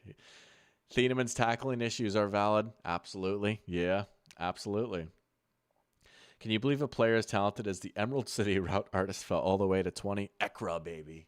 JSN, the Emerald City route artist. It happens sometimes. It happens. Man just said, come on. Yep. But we've got Kenyon Sadiq to the Vikings. I don't know. I'd be thrilled if we got him. I know sometimes I like to joke about, like, we don't have a real GM right now, and Supreme Leader Chancellor Kevin O'Connell is demanding that all of our resources go to the offense. But also, I would allow this. As the person who's actually in charge of the Vikings, I'll allow it. Go ahead, Supreme Leader KOC. Get another tight end. I would sign off on this. I like McNeil-Warren too. All right. Oh, we got to another fun pick. Panthers at 19. Oh, baby. Let's go. For those of you that tuned in last week, you might have recalled when I was talking about one of the prospects that I really, really liked. Higher on than the consensus big board and some of the other big boards. Really, most big boards. I'm a little bit higher on this guy. I was saying, man, you know what? There's a team I have in mind for him, and it might be stupid, but it might be so sick. You're right, Spectre. That Panthers roster is low-key good after free agency. Maybe they can get a little funky with it. Dude, I'm sorry. I had this pick come to me in a dream, and I'm just so, like, I need this to happen now. This would be awesome. I would be hooting and hollering, yelling, keep pounding, and once again, we get to be a beast and scroll a little bit. The Panthers take KC Concepcion. This would be a match made in heaven. Oh my lord, could you imagine the route concepts that they could dial up with a three-man weave of Teteroa McMillan as the X, Jalen Coker as the big slot, KC Concepcion as the Z, or occasionally flip Concepcion and Coker and have Coker as the Z and Concepcion as the slot. Oh my lord, this Panthers offense would rip if they got KC Concepcion. There are the drop issues, right? His drop rate in college was super high. That's fair to point out. Maybe sometimes he claps at the ball a little bit. He also makes some ridiculous contested catches. He has an unbelievable catch radius. He is so fast. He's so good with the ball in his hands. He breaks tackles. He makes people miss. He's so quick in and out of his breaks. I mean, look. All things considered, I am a dummy when it comes to this kind of stuff. There's a reason I'm doing this and not working for an NFL team. But my lord, I don't know, man. I just watch it and I'm like, bro, he just moves different. He just moves different. There ain't nobody in this class that's moving like him. Oh, baby, come on. Put him on the Panthers. I'm just a Mina Kimes merchant. Being 100% honest here, and I do consume a lot of Mina Kimes content. I did not know. Does she have KC as a Panther? Is that like in her mock or whatever? I know she's been doing some of the mock pods recently. I actually listened to the one with Brett Coleman.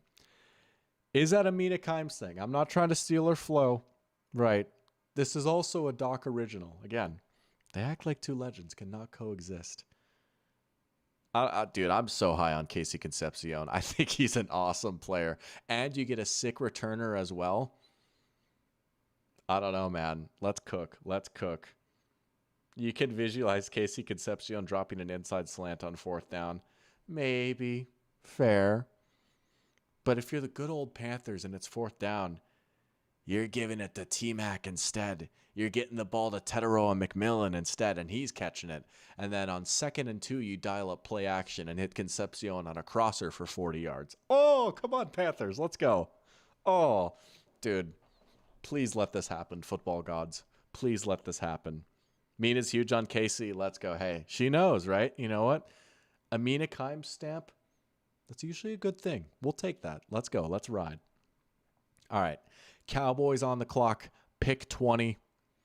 We're going to go edge for Dallas. We're not going to go Akeem Mesidor. We're going to go a guy who I actually like a decent amount more in Keldrick Folk, who I think is sort of in the mold of Trayvon Walker, where he is a fascinating paradox, and that he both, I think, has a high ceiling, and there's a little bit of projection when it comes to him, but he also has a high floor baked in. High ceiling because he has crazy traits, wasn't necessarily like a crazy dominant pass rusher in college, but you can at least see the movement skills and the build and the length where this guy could be an awesome pass rusher in the NFL. But that might need a little bit of refining and development. But man, does he play the run. Man, does he set the edge. And right out of the gate, I think you're going to get a good player because of that. Honestly, I could see Folk going even higher than 20. He's another one of those sleeper guys where, not like sleeper in that he's like a first rounder, right? He's a sleeper to go in the top 15, I think. I could see a team falling in love with Keldrick Folk and taking him pretty high. I like Keldrick Folk a lot. I think if you're Dallas, you got to double up on defense here. Walking away with Delane and Keldrick Folk, oh, baby, that's a jackpot for Dallas right there. I would be saying some stupid things about the Cowboys if they got Folk and Delane out of this draft. I would probably be picking them to win the division. Yeah, I think it'd be awesome, right? You get a little bit of more physical presence against the run. Maybe you can bulk them up and put them at 3 tech. You can rotate them outside as well. I love this pick. Keldrick Folk to Dallas. I love this pick so much. Oh, yeah, let's go. Alrighty. Pick 21. The Pittsburgh Steelers are on the clock. And as we were talking about, Jack, they do have low-key a pretty good roster. I've been thinking about this pick for a while. I was like, man, what do you do if you're Pittsburgh? So many different options you could go here. What I'm about to do is maybe a pick that skews more on what I think is going to happen and prediction as opposed to what I would do necessarily. Typically with these picks, I tend to err more on the side of this is what I would do, but I try and bake in some realism. I personally would probably not do this next pick, but I think I've been sold on if you can rationalize this pick at least. We're going to go Ty Simpson for the Steelers here at pick 21. Again, we have to scroll, but that's just because, potential day 2 quarterback. But I do think there's a good chance he is going to sneak into the first round. Either a team is going to trade back into the first round and get him, or Pittsburgh at 21 could take him. The Browns at 24 could take him. There's a lot of possibilities here. But we're going to go Ty Simpson to the Steelers again. I'm not necessarily the biggest Ty Simpson fan, but I can at least see why there's a lot to like just based off his play style. Bless me, my lord. Most violent sneeze on stream ever. But just like based off of play style, and he's a coach's son, and he's been around the game for a long time, and he's got like he's got some tools to work with, right? And I appreciate the super chat, Coco Ball. Let's go. So he's saying the Steelers not picking a QB first round. If they do, I'll legally change my name to Ty Simpson. Let's go. I get why if you're Pittsburgh, like, okay, maybe they don't need to take a quarterback round 1. Here's what I'll say. Here's my rationalizing of it. If I'm Pittsburgh, this might be what I'm thinking if I'm going to make this pick. Will Howard, maybe. That's true. They did get Will Howard last year. But if you're Pittsburgh, man, see, that's the thing. Aaron Rodgers is not on the roster right now. We don't know if he's playing or not. He's probably gonna, right? He does this every year now. He's probably gonna come back and play. He's also 42. I mean, you're not getting him for 2 more years, right? You don't know if you're even gonna get him for a full season this year, if you're even gonna get him at all. And again, with that good roster, I mean, you're not going to be picked. I know, like, oh, next year's quarterback class is awesome, right? Just wait till then. They're not going to be picking high enough to get one of these guys next year. Oh, just trade up. Dude, it takes 2 to tango. Ask me, a Vikings fan, right? Yeah, I would have loved to trade up for Drake May. The teams aren't trading down if a good quarterback is there, right? This is probably their shot to get a quarterback that they feel at least decent about, unless they love Will Howard, which, okay, I'm not in the building. Maybe they do, right? Fair. But, I mean, it's like Will Howard and Mason Rudolph are their quarterbacks right now, right? If they're going to bring another guy in, this is their shot right here. I don't think they're really going to have the chance to next year. All the quarterbacks, I think, are going to get taken high, and I just don't think they're going to be picking high enough. I think they could talk themselves into going Ty Simpson here round 1. That's what I'm thinking. They have Howard. Yeah. Y'all are making fair points. Coco Ball likes Drew Aller. Some people like Drew Aller. I could see that just with the traits. I'm more of a Nussmeier guy myself. I don't know. This is just me calling my shot a little bit. Caden says bet. Interesting. I'm trying to conceptualize that right now. But yeah, and well, that's the other thing too. Next year's quarterback class is better like dog. We don't know that. Who knows, man? Who knows? But I know. They could go a few different directions here. They could just go BPA. They could kind of go Thieneman, maybe. But we're going Ty Simpson here. I'm not trying to push any Dan Orlovsky agendas or anything like that, but Ty Simpson to the Steelers. Oh, bet. The name, probably. That makes sense. All right. Chargers on the clock at 22. Couple of different directions that we could go here. Again, maybe you just go BPA and Thieneman or McNeil Warren. Maybe add to the defense. Maybe you get a wide receiver and Omar Cooper Jr.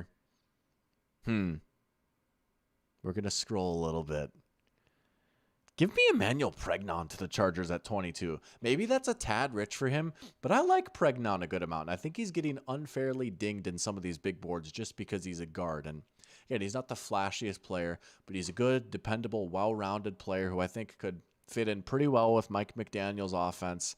And I think in the past, I really hope this is like a learning moment for Mike McDaniel, who really, his Dolphins neglected offensive line for a long time. And it's like, oh, well, like, we're just going to scheme around it, man. Like, we'll just spam outside zone, and it doesn't really matter who our offensive linemen are. Like, Achane is just going to beat him to the edge, and then we'll do the cheat motion with Tyreek, and Tua gets the ball out so fast, it doesn't really matter, But I hope that Jim Harbaugh's like, we're going to get some big boys and get some beef, right? I mean, similar to what I was saying about the Ravens, where their interior offensive line is like an emergency that needs to be fixed before the season starts. Same thing could be said about the Chargers interior, right? I mean, dude, they got clobbered in the playoffs 2 years in a row now. They just don't have the guys on the offensive line to hang with the real teams of the NFL. I like Pregnon a lot. Again, maybe if you're trying to go for 100% accuracy and they really wanted Pregnon, sure, maybe they could trade back to like 29 or something, but we're not doing trades right now. I like this fit a lot. And honestly, I like Pregnon enough where I don't think like taking him at 22 is crazy or anything like that. I don't think that's like the worst thing in the world if they were going to do that. Dr. Pigskin pouring diesel on the conversation. Oh, yeah. Oh, yeah. We love pouring diesel on the conversation. Sports gamblers watching Tire Stream ×2 speed so you would catch up. Let's go. I appreciate it, man. That's awesome. High quality Mike McDaniel impression. Hey, that's one of my better ones. I'm a little proud of it, you know. Man, it doesn't really matter if our offensive linemen aren't good because Tua's going to get the ball out in 1.9 seconds. That's just, it's kind of like Melee, you know? It's all about speed. We run our offense like how you use Fox in Melee. Sorry. Anyways. Spectre saying the Eagles are happy that the safeties 2 and 3 made it to them. Absolutely. And we're going to take one of them. Give me Dylan Thieneman for the Eagles here. I still might like McNeil Warren just a tad bit more, but I do think Thieneman makes a lot of sense for the Eagles here, just as that guy that has nickel versatility as well. You've got Cooper Jean. All of a sudden, these guys become more interchangeable pieces, right? And you lose Reed Blankenship, so you could certainly use a safety. I like Thieneman a lot for the Eagles here. Vic Fangio gets another defensive back toy to play with. Yeah. I will say, if Maxie Hennicher is not gone by the time the Eagles are on the clock, they're another team to watch for him. Unfortunately, Jeff Stoutland, the GOAT, isn't there anymore. But you got to get that replacement for Lane soon because he's getting old and he's been dealing with injuries. That would be a name to watch, I think, for Philly. They could be a sleeper team to take another tackle here. But I don't think at this point you would probably rather have Thieneman than some of the tackles available. Like Blake Miller's fine, sure. Caden Proctor, if you want to get crazy, sure, maybe. But we'll go Thieneman. All right. Browns on the clock, pick 24. They got this pick from the Jaguars from the Travis Hunter trade, which, by the way, still not giving up on him. Hey, I'll believe the reports that he's playing corner only when I see him. That's what I'll say. I'll believe it when I see it. But for the Browns, I mean, man, like this team, you just got to get bodies, right? You got to just try and stack good players. There's needs are pretty much everything, respectfully, right? Outside of like tight end and running back and edge, and maybe corner. Took Freeling with pick 6. I think you might want to double up on offense if you're Cleveland here. And that's what we're going to do. We're going to go Omar Cooper Jr. for the Browns here at 24. They need another wide receiver. Their receiver room is pretty underwhelming, to say the least. There's like a few fun, interesting names, and Judy's fine, but you need some more juice. You need some more explosiveness there. You look at the way that Todd Monken was able to use Zay Flowers as a yak guy in Baltimore. Do you get just as much juice with Cooper, I think. Cooper and Zay Flowers are honestly similar type of players. Cooper is maybe a little bit more power-based, where Flowers is a little bit more speed-based. But Cooper can move, too. He's got like a 4.4 40. He can make guys miss in the open field, and he just breaks so many tackles. He's got good size to him. I like this a lot. Omar Cooper to the Browns. I like it. Sign me up. Bears at 25. They didn't get Thieneman, so they'll go next best thing. Or arguably best thing, Emmanuel McNeil Warren. Pair him with their free agent signee, Kobe Bryant. Again, if you're the Bears, keep improving the defense, keep stacking up guys. Maybe you could go Akeem Mesidor, but they've got some decent guys at edge. Maybe you could go CJ Allen. Maybe you could go Peter Woods. We'll go McNeil Warren here. Get a really fun safety duo. Man, you want to talk about some dogs on the back end? Emmanuel McNeil Warren and Kobe Bryant. That's awesome. That's awesome. Omar reminds me of another Cooper of the Amari variety a little bit. Yeah, that's a very original comp. I don't know that I've heard that one before, but they've got similar-ish builds, right? I think Omar offers maybe a little bit more after the catch. Amari was maybe a little bit more of a technician. And Amari played for the Browns for a little bit. I will say Omar can line up on the outside more than a lot of people think. And so I think, okay, all right. Yeah. I think a lot of people pencil in Omar Cooper as like a slot only type, but like, nah, he could play the Z. I don't know if he could be a pure X, but I think you could put him at Z some. And he did in 2024, he lined up on the outside a lot more than 2025. Caden McDonald, yeah. Oh yeah, you could go Caden McDonald if you're the Bears here too. Yeah, that would have made sense. I'm interested to see where he goes. He could be a guy that ends up going a lot higher than I think, or he could fall out of the first round. It just kind of depends on where these teams are valuing nose tackles. But yeah, you could go Caden McDonald. Although I will argue McNeil Warren would certainly help in the run defense department as well. But I get it. I get it. That's fair. But you like it? Omar feels tuned down athletic me. Oh, I mean, he's not like Jalen Waddle speed, you know. That's fair. He's not like a burner, but I just love watching him with the ball in his hands. Interesting board left for the Bills here in this scenario. He'd go with Mesidor or a win now team that doesn't care that he's 25. Yeah, you probably do, right? And here's the thing. My head tells me Akeem Mesidor. My heart tells me CJ Allen, though. Oh, I think he's just the perfect fit for what the Bills are trying to build on defense, right?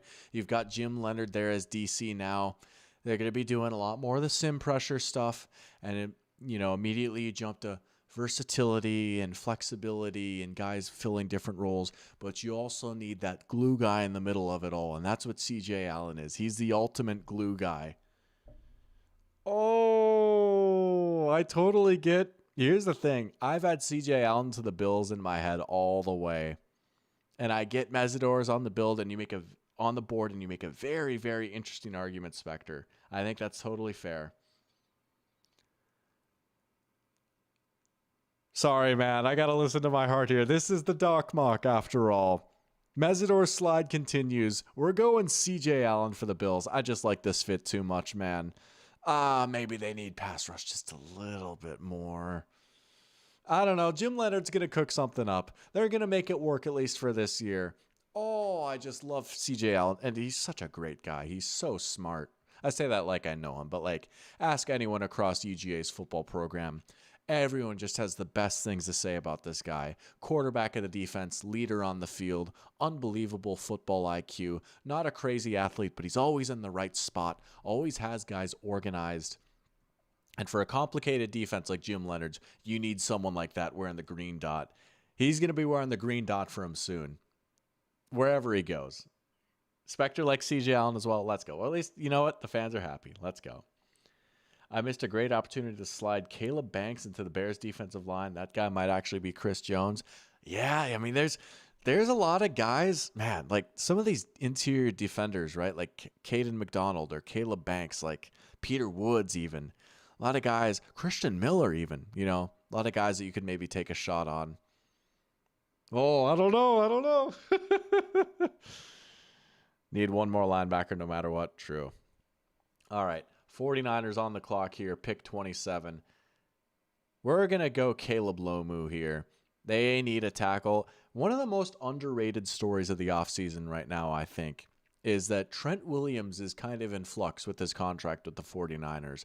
And there's been a lot of reporting that, hey, this kind of might be real. Who knows what Trent Williams is going to be up to week 1, right? And beyond that, he's 36 years old.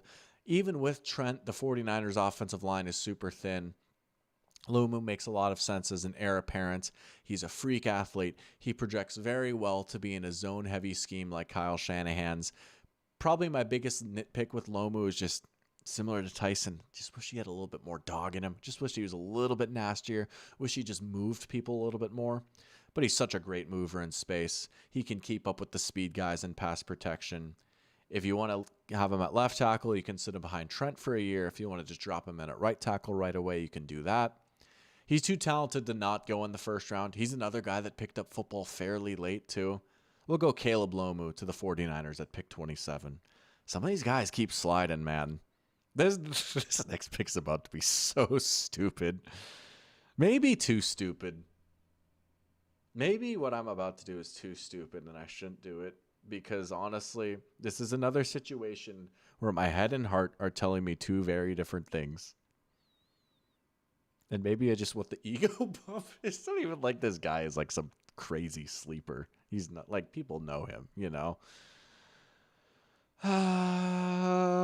This is the Doc Mark. This is my mark. The debates that I just had out loud, little stream of consciousness moment.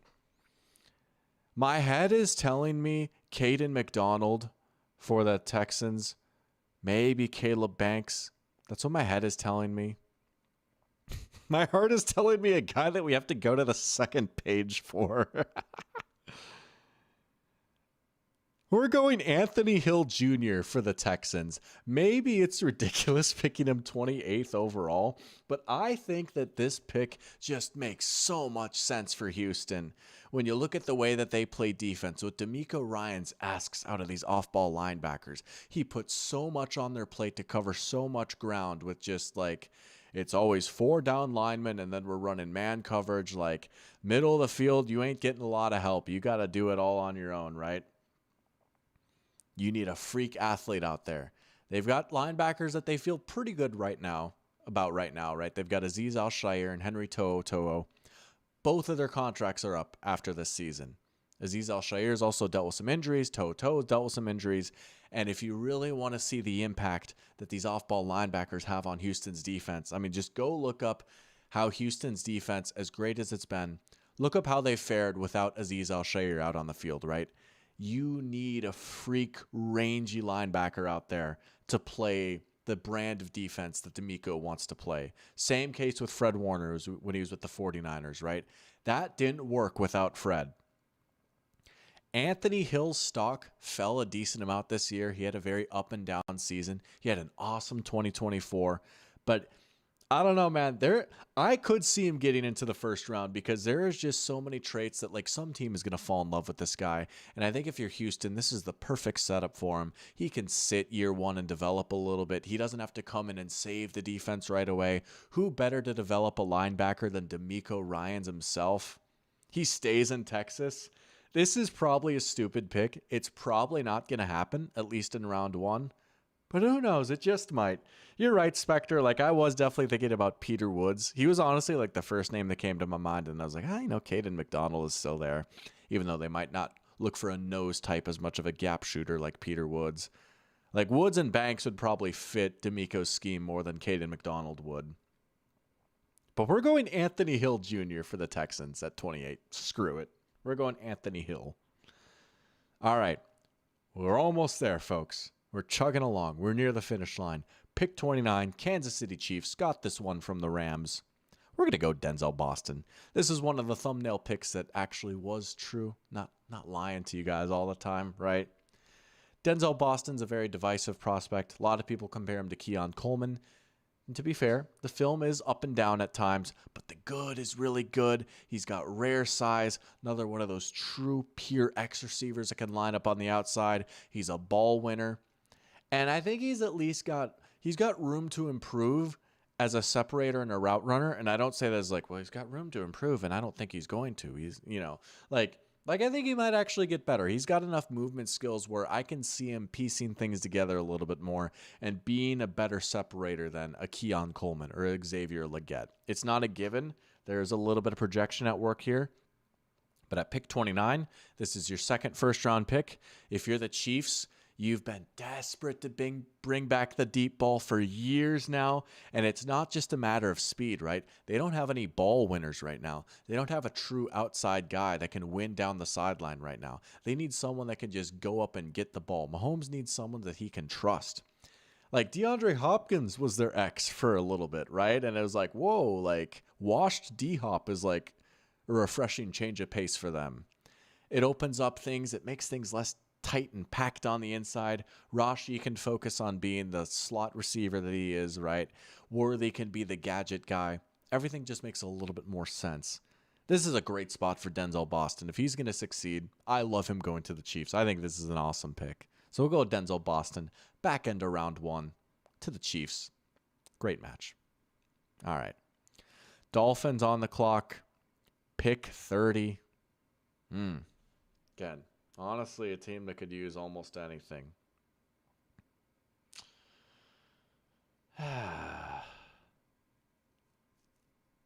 Yeah, I think Coleman was like so bad that like he has to be better, right? But this one stumps me, man. I think I'm gonna go Avion Terrell just because, like, dog, have you seen the corners for the Dolphins? Yeah, we'll go Avion Terrell. I thought about Akeem Mesidor. You could certainly go Mesidor. You could even go Caden McDonald. But we'll go Avion Terrell. They need another corner, man. Just look at their corner depth chart. Avion Terrell probably won't be quite as good as his brother AJ was, but could be a good pro. I think if Avion Terrell ends up being at your CB2, it's like, okay, our defense is pretty good, right? You just gotta stack up chips if you're the Dolphins. 2 more picks to go, folks. 2 more picks to go. All right. Patriots on the clock at pick 31. Says that they need a tackle according to PFF. I would probably have to agree. I'm going to guess at some point sooner rather than later, Will Campbell is going to get kicked inside the guard. Just personal gut feeling. I know everyone right now is saying, everyone from the Patriots organization is saying, like, Will's our tackle. Look, he had a fine rookie year, but I think the real concern showed up in the playoffs. Like, everyone talks about him getting cooked in the Super Bowl, and he did get cooked. But yeah, he got cooked in like every game in the playoffs, right? He got worked just as hard by Nick Bonito and the Broncos 2 weeks prior, right? Truth be told, against the best competition, he has not been able to hang out at tackle. At some point, I think he's going to slide inside the guard. So with that being said, yeah, you still probably need another tackle if you're the Patriots. We'll go Caden Proctor. We'll have him sneak into the back end of the first round. He's a guy that might end up going higher than 31. The Lions could be a team that's looking at him as high as 17, you know. He's a very, very big tackle, and he's another guy that might be a little bit better at guard, you know. There's the Mekhi Becton comps. I think those are kind of fair. You know, you maybe worry about Proctor, like, having the stamina to hang out there. Is he going to deal with injuries a lot? But he has ridiculous size and length, so there is something to work with that there. When he's anchored, you can't move him. He just can't do a lot in space necessarily, and he struggles some in pass pro, just getting the run around a little bit, right? But he does not have wingspan concerns. That's what I'll say. Patriots are constantly mocked with Maxi Hennicher or Casey Concepcion. You would love either? Yeah, I love both of those players. That would be awesome if you got either of those at 31. Yeah, that would be sick. Terrell's 40 times scares you a little. That's fair. Yeah, he's not the fastest, you know. But his brother kind of made that work too. AJ Terrell wasn't like a crazy athlete either, but he made it work. All right, last pick. Here's what I'm telling you, Jack. Here's the benefit of hanging around. Not just for you, the Seahawks fan, hanging around in the stream and finally getting to see your team pick or see your team pick come next week, Thursday, right? Sometimes it's nice to just pick near the end when you've got a really good roster. You can just lean back and kick up your feet and watch the Texans take Anthony Hill Jr. and stuff like that, right? Seahawks can go BPA here. Also a guy that fits a need for them and fits their scheme pretty well. And they're a win now team, so being 25 doesn't matter. The rich get richer. And Akeem Mesidor falls to the Seahawks. Maybe it's crazy, but also Jihad Campbell fell to the Eagles last year. This is a very common draft trope, I feel like. We've got a good player falling to the defending champs, and we're like, how does this happen every year, you know? But final pick of the first round, final pick of the Doc Mock. Seahawks get their boy Amafe replacement, Akeem Mesidor. Good, reliable 3-4 edge that should be able to contribute right away for a contending team. There you go. There you go. Sports Gambler saying Caden Proctor will be going to the Eagles. I could see that too. Yeah. Could replace Lane. Yeah. He likes his SEC guys. It's a notable name. I could totally see that. Yeah, that makes sense. But Here is the Doc Mock in all of its glory. We're just going to rapid fire read through all these picks here one more time before we sign off. You guys can maybe give me your thoughts. What do you guys think about this draft? And I'll probably be posting it across socials, tweeting it out, etc. And this is the mock. Look, this is not necessarily 100% for accuracy, right? If I was trying to predict every pick, this wouldn't necessarily be my mock, but this is the vision that I have for the draft. And when I go live for the draft next week, we're going to be tracking how many of these I got right. And maybe we'll even set a little threshold and see if I can clear that threshold. And if I don't, I get punished. But if I do, I get rewarded. Maybe something like that. But one last time for the road here, the official third annual Doc Mock is as follows. First overall, Fernando Mendoza to the Raiders. Second overall, Orville Reese to the Jets. Third overall, Francis Mauanoa to the Arizona Cardinals. Fourth overall, Reuben Bain to the Titans. Fifth overall, Caleb Downs to the Giants. Sixth overall, Monroe Freeling to the Browns. Seventh overall, Jeremiah Love to the Commanders. Eighth overall, Carnell Tate to the Saints. Ninth overall, David Bailey to the Chiefs. 10th overall, Sonny Styles to the Bengals. 11th overall, Spencer Fano to the Dolphins. 12th overall, Mansour Delane to the Cowboys. 13th overall, Makai Lemon to the Rams. 14th overall, Vega Ione to the, I almost said Penn State, to the Ravens. 15th overall, Jermod McCoy to the Bucks. 16th overall, Jordan Tyson to the Jets. 17th overall, Maxi Hennicher to the Detroit Lions. 18th overall, Kenyon Sadiq to the Minnesota Vikings. 19th overall, Casey Concepcion to the Panthers. 20th overall, Keldrick Falk to the Cowboys. 21st overall, Ty Simpson to the Steelers. 22nd overall, Emmanuel Pregnon to the Chargers. 23rd overall, Dylan Thieneman to the, I almost said Oregon Ducks, Eagles. 24th overall, Omar Cooper Jr. to the Browns. 25th overall, Emmanuel McNeil-Warren to the Bears. 26th overall, CJ Allen to the Bills. 27th overall, Caleb Lomu to the 49ers. 28th overall, Anthony Hill to the Texans. 29th overall, Denzel Boston to the Chiefs. 30th overall, Avion Terrell to the Dolphins. 31st overall, Caden Proctor to the Patriots. And 32nd overall, Akeem Mesidor to the Seattle Seahawks. The reviews are in. Coco Ball says this is literally what's going to happen. Sideline Steve says he likes it. The chaos was controlled, but kept it fresh still. That's what we go for. Not just with this draft, not just with this channel, but life. The chaos is controlled, but we keep it fresh. And with those words of wisdom, we're going to be signing off. We will be back next week, Thursday nights. First round of the NFL Draft watch party. We're going to see how the Doc Mock stacks up against the real draft. Live reactions and breakdowns to every single pick, and maybe a few more fun things along the way. You guys are not going to want to miss it. But until next time, I appreciate you guys so much, man. This was a blast, as always. This is one of my favorite streams that I do every year. And it's going to be a favorite next year, too, when we're back. But until then, y'all have a good night. Hope you guys enjoyed the Doc Mock. Until next time, I will see you all when the Raiders are on the clock. Let's go, baby.